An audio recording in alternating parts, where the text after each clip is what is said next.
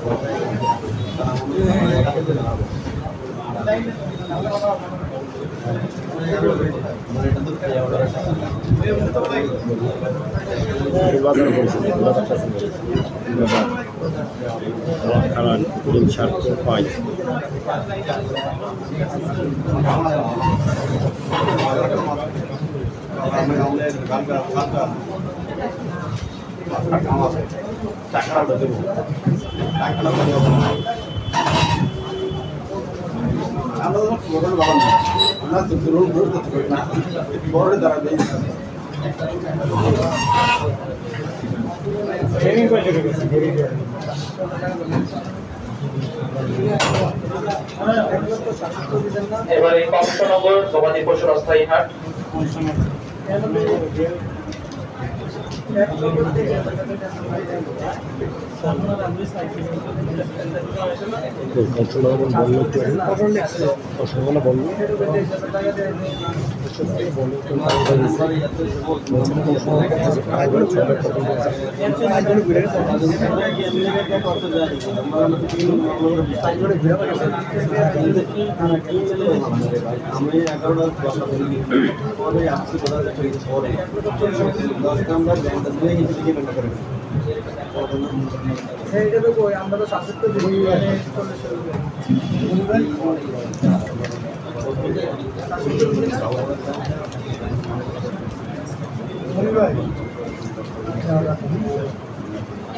মোহাম্মদ মনিরুল ইসলাম ভইয়া আছেন?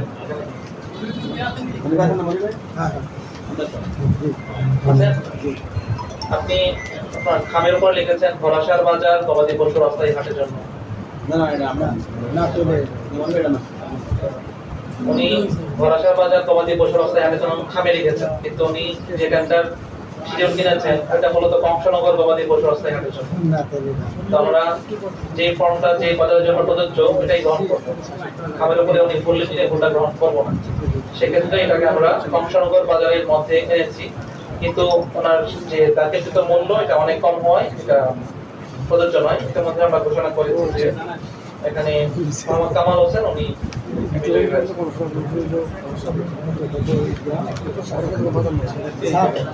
গুরুসুর বাজার নাকি ইকবাল হোসেন ভুইয়া দিয়া দিছে। ইকবাল 1,00,000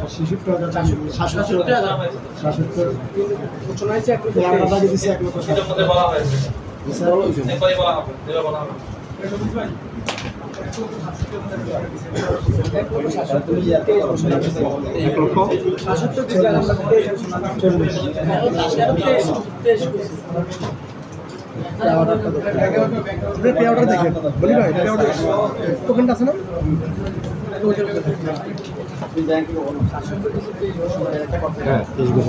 কামারধারা বীজ সংলগ্ন গবাদি পশুর অস্থায়ী হাট। আপনারা একটু কথা বলবেন না প্লিজ।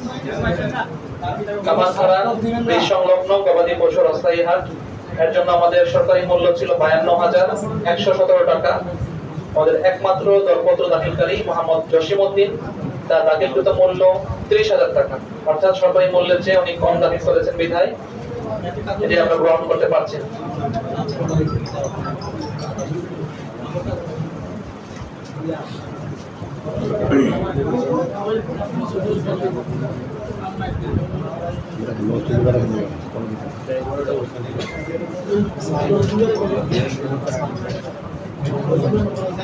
ফকির বাজার সংলগ্ন গবাদি পশুর অস্থায়ী হাট, এর জন্য আমাদের সরকারি মূল্য ছিল 1,98,247 টাকা। এখানে দরপত্র দাখিলকারী দুইজন।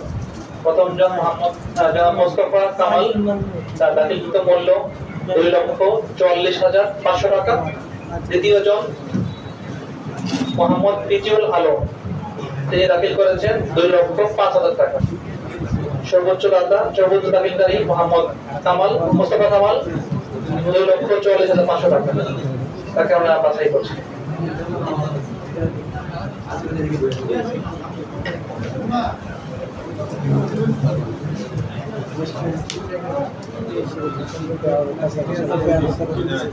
কোরপাই গবাদি পশুর অস্থায়ী হাট, এর জন্য সরকারি মূল্য ছিল 50,529 টাকা। একমাত্র দরপত্র দাখিলকারী মোহাম্মদ তসলিম উদ্দিন ভুইয়া, তিনি দাখিল করেছেন 60,000 টাকা। তাকে আমরা গ্রহণ করব।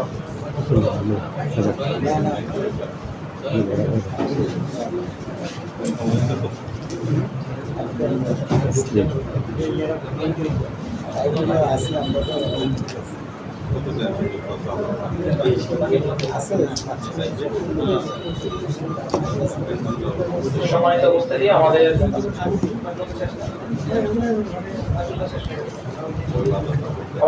যেগুলো দরপত্র পাওয়ার মতো যোগ্য ছিল সেগুলো আমরা এর মধ্যে আপনাদেরকে উপস্থাপন করেছি।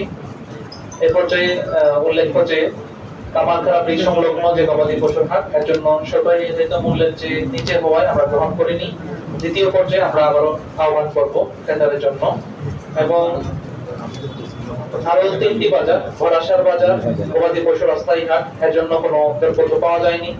পূর্বপুরা গবাদি পশুর অস্থায়ী হাটের জন্য কোনো টেন্ডার পাওয়া যায়নি। ইনসার গবাদি পশুর অস্থায়ী হাটের জন্য কোনো টেন্ডার পাওয়া যায়নি। এই 4টি বাজার পুনরায় আমরা বিজ্ঞপ্তি আহ্বান করব। দ্বিতীয় পর্যায়ে টাইম শিডিউলটা একটু আপনাদের জানিয়ে দিচ্ছি।